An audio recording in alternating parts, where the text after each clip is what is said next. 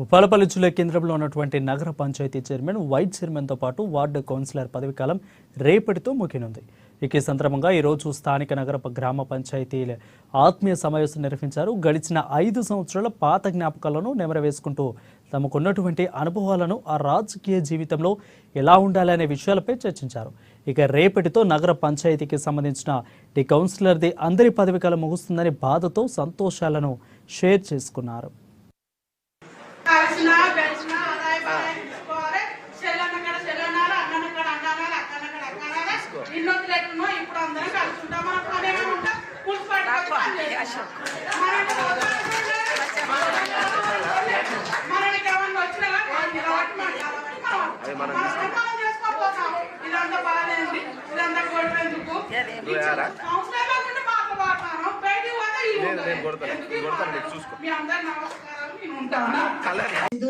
సిన్సియారిటీని బట్టి అవకాశం ఇవ్వాలనేసి వారు ఈ యొక్క భూపాలపల్లి మున్సిపాలిటీ చైర్పర్సన్ గా మమ్మల్ని గుర్తించినందుకు వారికి హృదయపూర్వకంగా శిరస్సు వంచి పాదాభివందనం చేస్తున్నాను.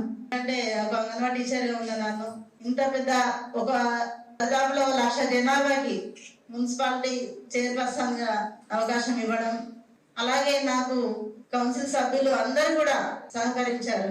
కాబట్టి మీకు అందరికి కూడా పేరు పేరున హృదయపూర్వక నమస్కారాలు, ధన్యవాదాలు తెలియజేస్తున్నాను.